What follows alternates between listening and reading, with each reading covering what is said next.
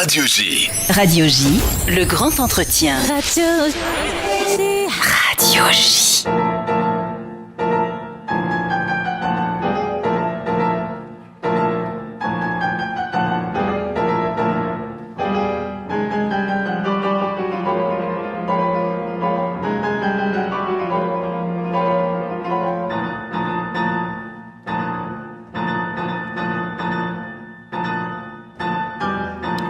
Bonjour, c'est Hélène Schumann et je reçois aujourd'hui le jeune pianiste prodige Nicolas Rosianoff avec lequel nous allons passer un moment. Bonjour Nicolas. Bonjour. Alors justement, on vous surnomme le titan du piano.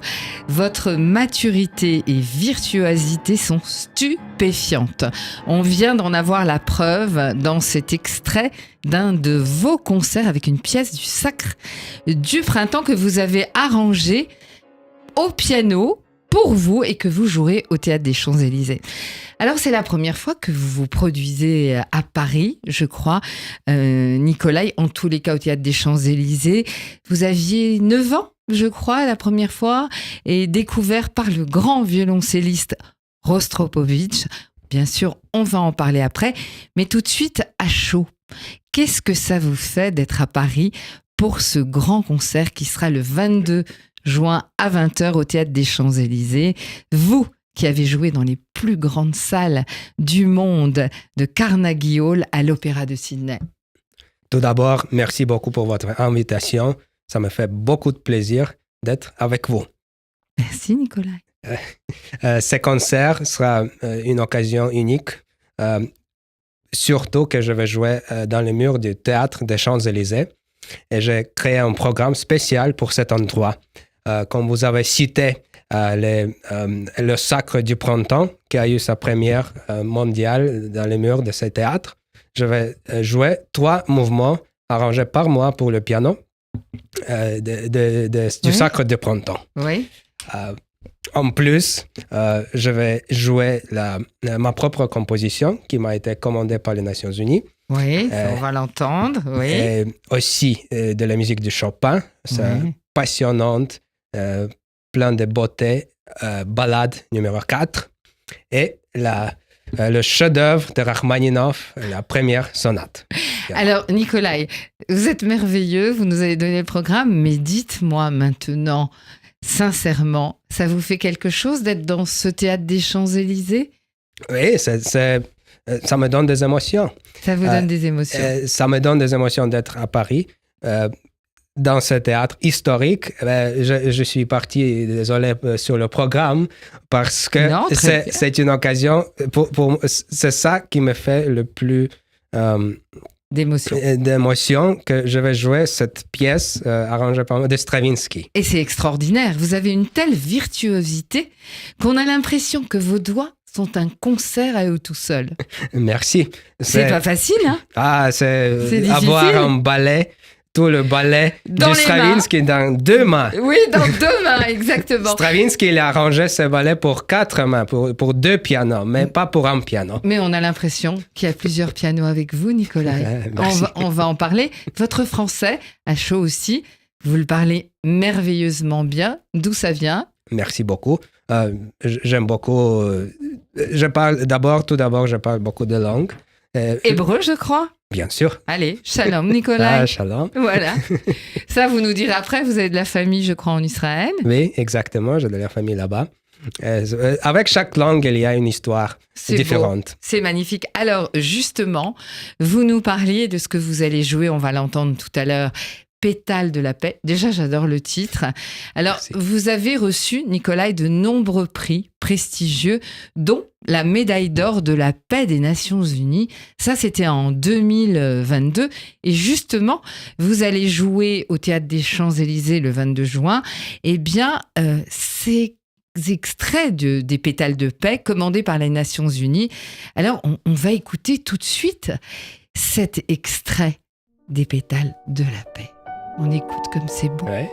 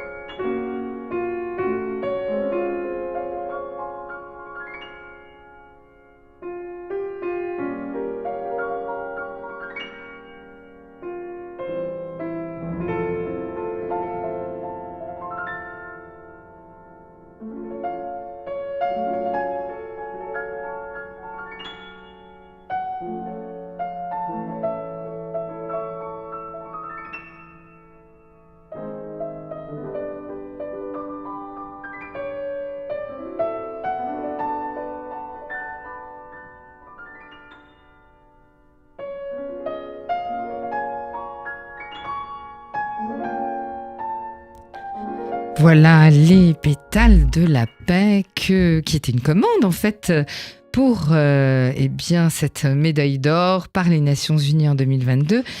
Nikolai, c'est la première fois que vous composez? Non, en fait, je compose toute ma vie. Dès que j'ai commencé à jouer du piano, j'ai commencé aussi à composer. Et là, Pétales de paix, c'est très beau. Quelle est votre inspiration? On dirait un peu du Debussy, du Ravel, de la musique française, et en même temps du jazz. C'est un mélange. Alors, d'où vous vient cette inspiration et comment ça a commencé? C'est les Nations Unies qui vous ont commandé cette œuvre? Oui, exactement. C'était commandé par les Nations Unies. Le titre, c'est moi qui l'ai écrit. Mais la commande était pour mon concert pour la paix qui a eu lieu dans la salle des droits de l'homme des Nations Unies en 2022. Mon inspiration, c'est toujours la musique. L'idée m'est venue dans mon imagination. J'ai commencé à improviser sur ce thème. Et... Très jeune, c'est-à-dire, 5 ans? C'est ça? 5 ans? Oui. 5 ans. Vous aviez quel âge quand vous avez commencé à improviser? Ah oui, 5 ans, oui. J'ai commencé à jouer, à improviser à 5 ans. Tout de suite. Et après, ça vous a donné le goût de l'improvisation? Oui, j'improvise souvent, toujours. Aussi sur scène, pendant mes concerts. Pendant les bis, très souvent, j'improvise sur des thèmes d'opéra. Par exemple, si on évoque... Jérusalem ou Tel Aviv, j'improvise sur Yerushalayim Shel Zahav. Très mignon. On n'a pas, c'est dommage, on aurait pu le mettre, c'est très bien. On a. On va le mettre. On va demander à notre réalisateur Serge de nous trouver ça pour après, parce que c'est important, c'est une source d'inspiration, chaque chose. On en reparlera bien sûr. Alors, il y a ce concert et puis bien sûr, à l'automne, vous avez aussi une autre actualité chez Rondeau, c'est ce CD qui va sortir et qui est un hommage à Beethoven. Alors vous dites, dans ce programme, je présente des œuvres que Chopin, Mendelssohn, Schumann et Liszt ont composées pour aider à recueillir des fonds pour le premier monument à Beethoven. Et tout de suite, on va écouter quand même le prélude de Chopin qui fait partie de ce CD. C'est vous, Nikolai.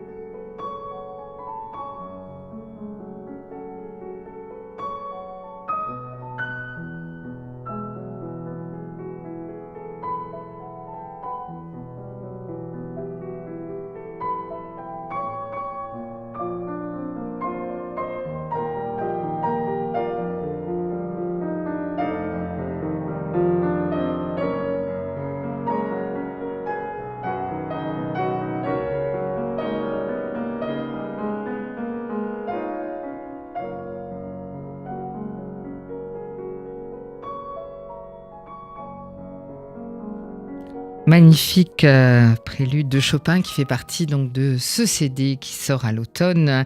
Alors Nikolai, votre passion, c'est Beethoven? C'est un des maîtres que j'estime beaucoup. Comme vous avez cité d'autres compositeurs qui ont fait leur hommage pour recueillir des fonds pour le premier monument à Beethoven en 1842. C'est incroyable qu'il ait fallu de l'argent de recueillir de l'argent pour cet immense compositeur qui était Beethoven, non? Exactement, et il suffisait toujours pas de l'argent. Et c'est en fait Franz Liszt qui a donné la majeure partie de la somme à la fin. Et c'est quand même un de vos compositeurs favoris. Alors, Nikolai, vous l'avez inscrit dans votre playlist des favoris Beethoven et vous aviez mis la 9e de Beethoven. Et moi, j'ai une petite surprise. On va tout de suite écouter le scherzo, le 2e mouvement. Et à la baguette, c'est Leonard Bernstein.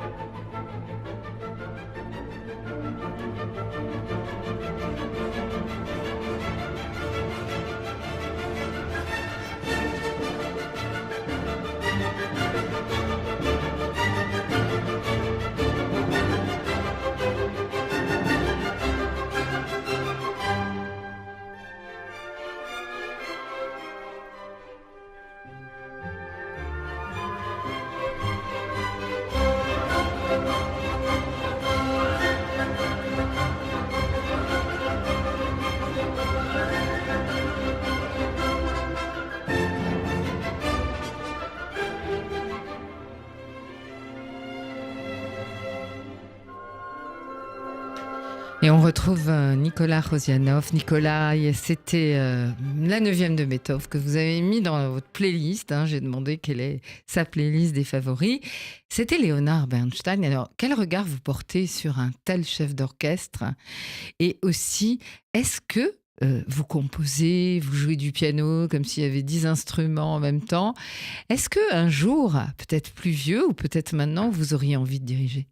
Absolument. En fait, j'ai fait les études de la direction d'orchestre et j'ai commencé très tôt aussi, quand j'avais 7 ans.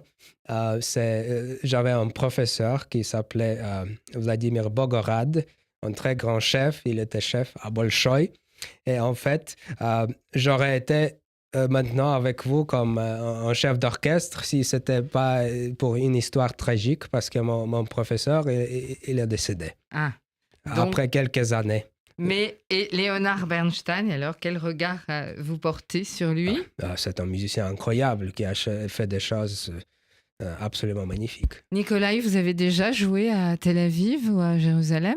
Bien sûr, je jouais plusieurs fois. Avec le Philharmonique? J'ai donné des récitals et à Jérusalem et à Tel Aviv. Et alors, l'émotion? Toujours l'émotion? Toujours très émotionnant. Des émotions très, très particulières. De jouer pour notre peuple, pour les gens qui connaissent vraiment au fond de la musique. Oui, on y reviendra plus tard. Alors, Beethoven, vous avez vous-même fait un arrangement pour l'orchestration de la 7e pour piano, je crois. C'était Franz Liszt. Voilà, mais là, c'est vous? Ouais. C'est vous, Nicolas. Oui, totalement.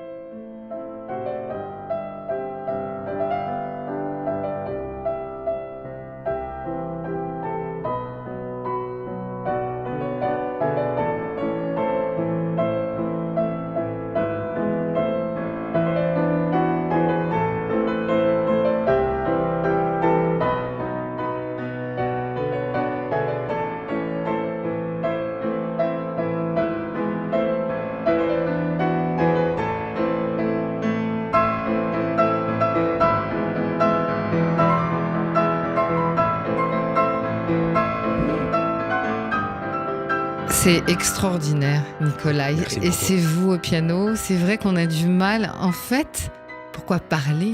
On aimerait juste peut-être prolonger ces moments de musique. Écoutez, juste vous.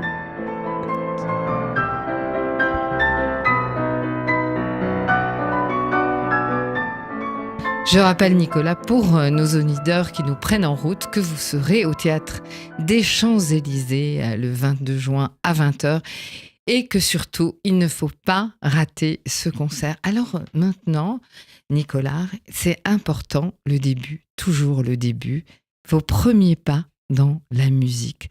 Vous êtes enfant et pour nous accompagner dans ce retour, qui mieux que Schumann et les scènes d'enfants?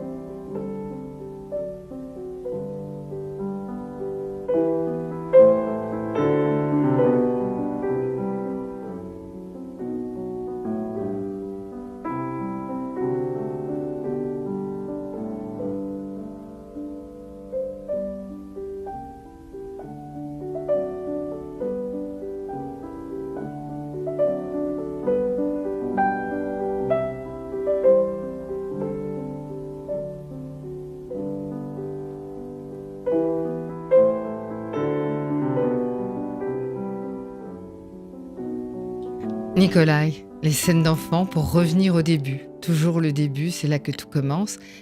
Là, au piano, c'est Vladimir Horowitz, un de vos compatriotes. Qu'est-ce qu'il représente pour vous, lui, Vladimir Horowitz? C'est le pianiste qui a eu probablement le plus d'influence sur moi, avec le pianisme de Sergei Rachmaninov. Oui. Ce sont deux pianistes qui m'ont influencé le plus et que j'estime le plus. Oui. Donc, vous avez écouté en boucle tout ce que Horowitz jouait? Absolument, oui. Oui. C'est un compatriote à vous. Alors, On va revenir un petit peu à vos premiers pas, Nikolai. Vous êtes né en 1992, je crois. Alors, racontez-nous dans quelle ville de Russie et comment s'est passée votre enfance et ce qu'on appelle, puisque c'est ce que vous êtes, un Wunderkind. J'étais né à la frontière chinoise, en extrême orient de la Russie, sur le fleuve qui s'appelle l'Amour. Waouh, l'amour, c'est beau ça. Oui. C'est le fleuve qui sépare la Russie de la Chine. Je n'ai pas de musiciens dans ma famille. Non. Non. Alors, vos parents sont des gens, des intellectuels ou Oui. Ma mère, oui. elle est docteur, elle est pédiatre. Ah. Mon grand-père, son père était un très grand scientifique en Russie. Et il avait, c'est une histoire très curieuse, en fait. Il avait un magasin de musique près de chez nous, là où il vendait des enregistrements, des CD, des cassettes à l'époque aussi. Et pour attirer les clients, il passait de la musique. Et c'était de la belle musique. La musique classique.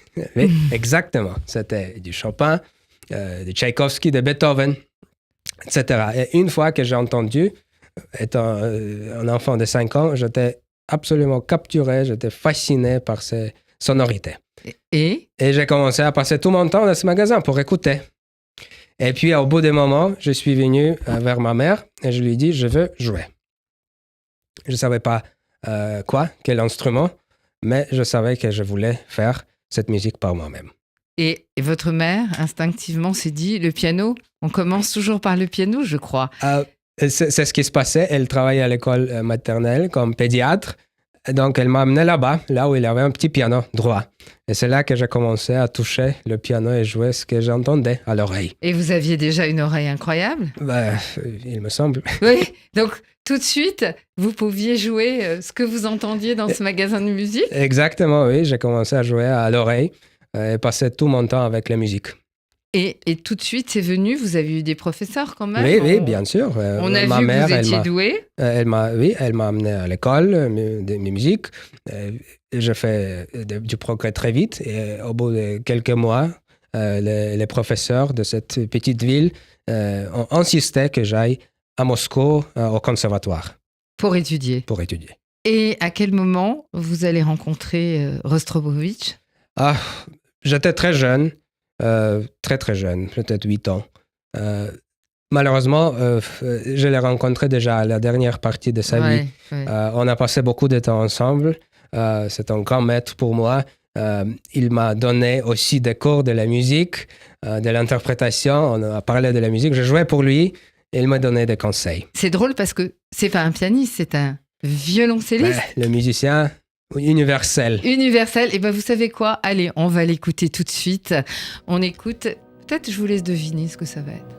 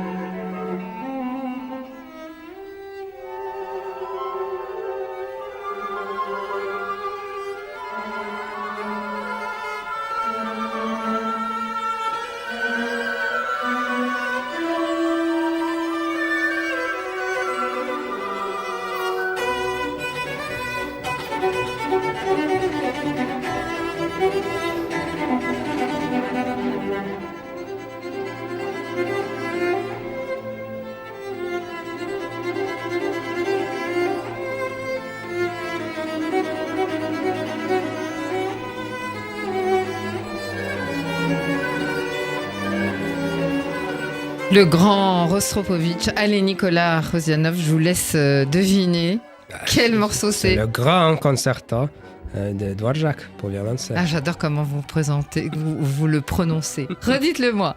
Dvorak. Ah oui, j'adore. C'est quelqu'un que vous aimez beaucoup aussi, ce Dvorak?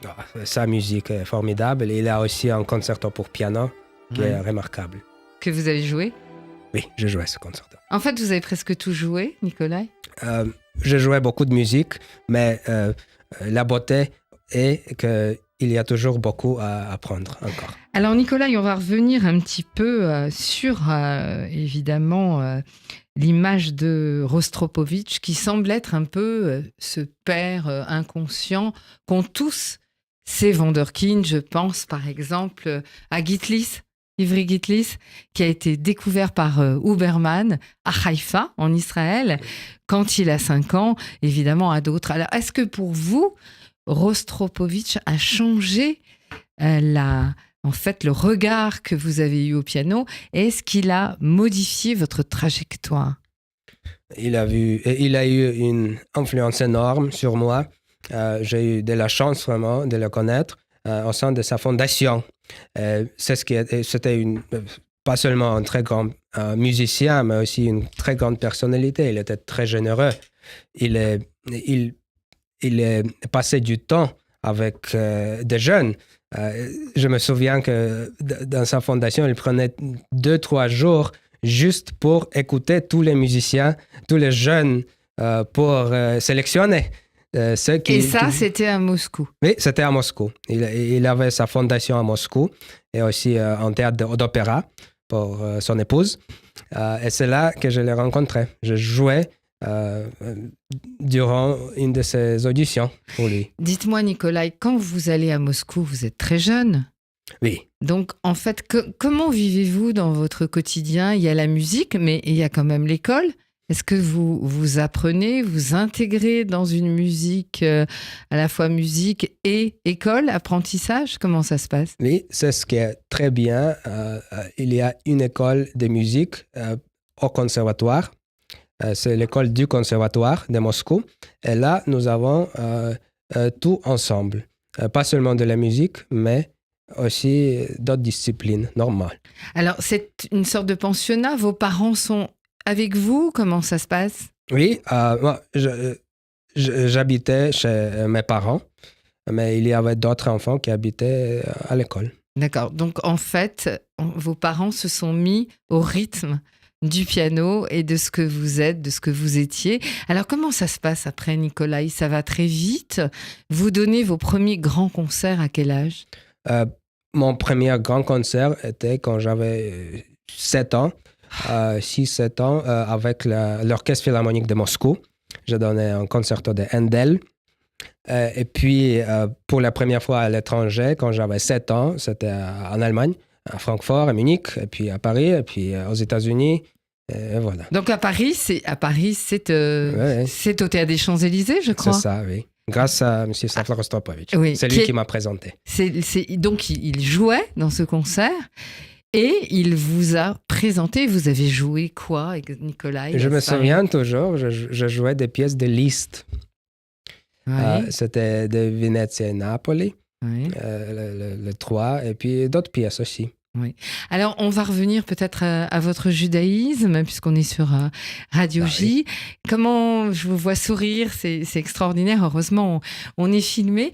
Alors, comment ça s'est passé? C'est vos parents, j'imagine, sont juifs. Et est-ce que vous avez reçu un enseignement religieux? Et comment vous êtes tourné finalement vers Israël? Parce qu'il y a beaucoup d'émotions quand vous parlez de ce pays. En fait, quand j'étais né juste après l'Union soviétique, le judaïsme, la religion était présente moins que maintenant. Bien sûr. Et puis, oui, mais suite à ça, je n'ai pas eu l'enseignement vraiment dans le judaïsme quand j'étais enfant. Mais puis après, j'ai repris plutôt vers ma vie adulte et puis de ma vie adulte, bien sûr. Dans votre vie adulte, c'est important pour vous? Ah, absolument. Bien sûr, garder des traditions et puis lire la Torah. Vous savez, vous allez peut-être rire, mais mon dernier projet, disons, c'était d'apprendre.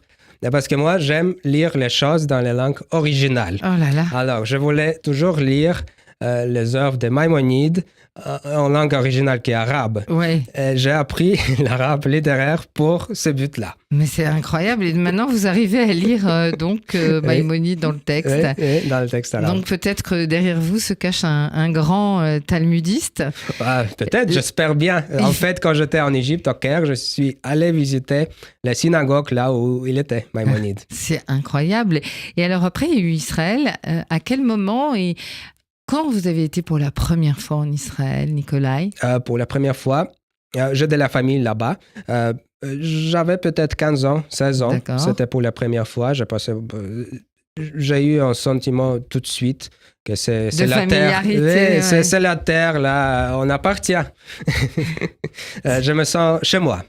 Incroyable. Mais pour autant, vous ne vivriez pas là-bas parce que, en tant que musicien, vous devez être dans un endroit central où vous pouvez voyager. Mais vous avez quand même donné beaucoup de concerts en Israël. Absolument. Dès que je peux, je vais là-bas. C'est une espèce de refuge pour moi spirituel d'aller là-bas. Voilà, c'est ça, Jérusalem. Surtout Jérusalem. Alors, évidemment, on n'est pas ici pour parler politique, on va laisser que la place à la musique, mais quand même, vous êtes inquiet, vous êtes triste de tout ce qui se passe chaque jour quand vous écoutez les Hadashot, les nouvelles. Quelque chose se brise en vous? Bien sûr, c'est terrible. Je me fais des soucis pour ma famille, pour tous mes amis qui sont là-bas. J'espère que ça ne se développe pas encore plus. C'est le seul espoir. Oui, que ça ne se développe pas et qu'un jour, il y ait la paix, puisque vous êtes quand même un chantre de la paix. C'est important pour vous, la paix, puisque vous avez eu un prix et puis que vous avez composé ces très beaux pétales de la paix. J'imagine que c'est ce qui vous porte le plus au cœur et à la fois pour tout ce qui se passe en ce moment. Je crois que ce sont les désirs les plus puissants en chaque être humain, c'est la liberté et la paix. C'est ce que nous voulons tous. Et c'est à ça, en fait, c'est à ce thème-là que ma pièce est dédiée. C'est au thème de la paix. Et c'est ça votre inspiration, c'était la paix. La paix. La paix. Et la beauté. Et la beauté. Alors, Nikolai, des souvenirs d'enfance de toutes ces villes que vous avez traversées, que vous mettez probablement dans vos doigts quand vous jouez, parce qu'il y a beaucoup d'émotions. On va entendre plusieurs pièces, évidemment, après. Quels souvenirs, quelles villes, à part évidemment Tel Aviv, Jérusalem, Israël, quelles villes vous ont marqué et quels concerts vous ont marqué avec quels musiciens? C'est difficile, vraiment, parce que chaque fois que je sors sur scène, je me sens uni avec le public. Mais je vais vous quand même citer un concert qui était remarquable pour moi. C'est le concert que j'ai donné à Tokyo il y a quelques années, là où l'empereur du Japon, Akihito, est venu à mon concert avec son épouse, l'empresse Michiko. Ça se passe... Vous parlez japonais, Nicolas? Je parle japonais, oui. Mais incroyable, vous parlez toutes les langues en fait. Avec vous, c'est Babel qui est reconstitué. Mais ça, c'est parce que... J'espère que la fin sera différente. Ça finira pas par le même résultat. C'est vrai que ça finit pas très bien, Babel, c'est sûr. Mais en tous les cas, bon, vous parlez arigato, alors. Vous parlez aussi japonais, donc c'est un de vos plus grands souvenirs aussi. Oui, c'était un très grand souvenir parce que l'empereur se déplace normalement pas, en fait. Oui. Et c'était un très grand honneur, une très grande rencontre pour moi de l'avoir dans la salle parce que c'est un dieu vivant pour les Japonais. D'accord. Et une fois qu'il rentre dans la salle, tout le monde le salue. Tout le public. 3000 personnes saluent une personne. Donc, il y avait 3000 personnes dans ce concert à Tokyo. Et Nikolai, vous aviez le trac. Est-ce que vous avez le trac quand vous jouez maintenant? Jamais, non. Je suis avec la musique, je réfléchis jamais à ces choses. Je suis avec le public. Mais vous comprenez des pianistes qui ont des tracs monstrueux, comme Martha Argerich, qui pouvaient annuler des concerts, ou Michelangelo, qui était aussi un grand pianiste. Vous pouvez comprendre ça? Chacun est différent, mais pour moi, je n'arrive pas parce que pour moi, c'est une joie. C'est pas un moment de stress de sortir sur scène. Au contraire, c'est un très grand plaisir et une très grande joie d'être avec les gens. Oui, c'est incroyable ça. Alors, à Genève, c'est une ville que vous aimez? où vous pouvez travailler tranquillement le piano. Comment ça se passe une journée avec vous? Je me sens tranquille. D'ailleurs, il y avait beaucoup de compositeurs qui ont créé beaucoup de grandes compositions à Genève ou près de Genève. En fait, Scriabine, il a composé sa troisième symphonie. Tchaïkovski, il a composé le concerto pour le violon, le fameux, tout près de Genève. Alors, il y a aussi une très grande tradition. Je comprends pourquoi, parce qu'il y a de la tranquillité. Et pour un compositeur, c'est le plus important. C'est important, la tranquillité pour vous, à la fois de composer, de travailler. Vous travaillez combien d'heures par jour, Nikolai? Ça dépend de mon agenda, mais soit je compose, soit je joue, mais ça fait une majeure partie de la journée, 5-6 heures probablement, si je peux. Vous êtes quand même très jeune. Vous avez le temps un peu de vivre à côté, oui? Oh, bien sûr, mais c'est ça aussi la vie. Et vous voyagez énormément, j'imagine. Oui, alors, il y a un pianiste aussi israélien, qui vivait à Genève pendant très longtemps. Peut-être l'avez-vous rencontré. Il s'appelle David Gralsheimer. Et il avait une formation. Et est-ce que vous l'avez rencontré, David Non, Gralsheimer? je ne l'ai pas rencontré, mais il y avait un autre pianiste juif qui habitait à Genève, que je n'ai pas eu l'occasion de rencontrer. Il s'appelait Arthur Rubinstein. Et en fait, il vivait tout près de chez moi. Et Charlie Chaplin aussi. Et Clara Askill, elle vivait à Genève, Clara. Quand elle a été obligée de fuir. Et en fait, c'est une grande pianiste, Clara Askill, tout à fait, que vous aimez beaucoup. Oui, j'aime. Alors, Nikolai, on va écouter quand même on va vous écouter. Et c'est Mendelssohn, et vous revenez après chez nous. C'est aussi dans ce CD que vous éditez et qui sortira à l'automne chez Rondeau.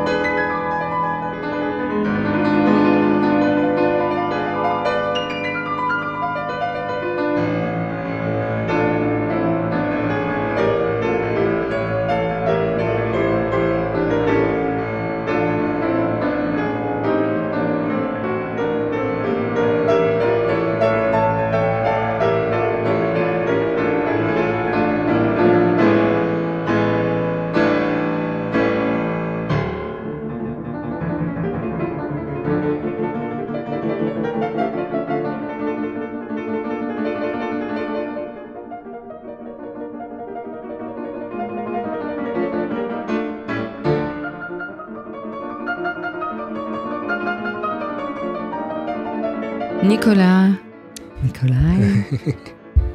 c'est une pièce de Mendelssohn qui est moins connue, évidemment, pour le public qui n'est pas un néophyte. On connaît évidemment la marche nuptiale, le concerto pour violon, mais toutes ces œuvres comme ça pour piano un peu moins.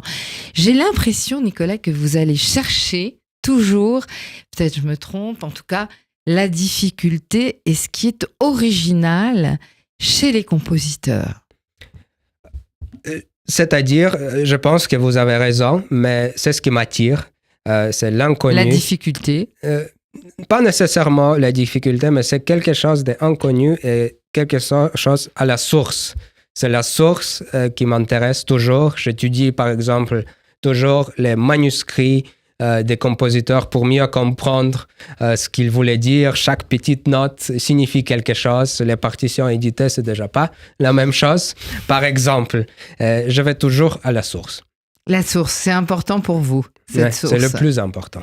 Alors, est-ce que c'est vous qui construisez vos programmes ou vous Absolument. avez quelqu'un pour vous guider? Non, mais j'aurais jamais, même si je voulais, j'aurais jamais trouvé quelqu'un. Oui, parce que vous êtes un original, vous voulez travailler seul, vous voulez construire votre programme. Et comment ça se passe? Par exemple, le 22 juin, c'est quand même assez éclectique, il y a plusieurs choses. On vous laisse faire.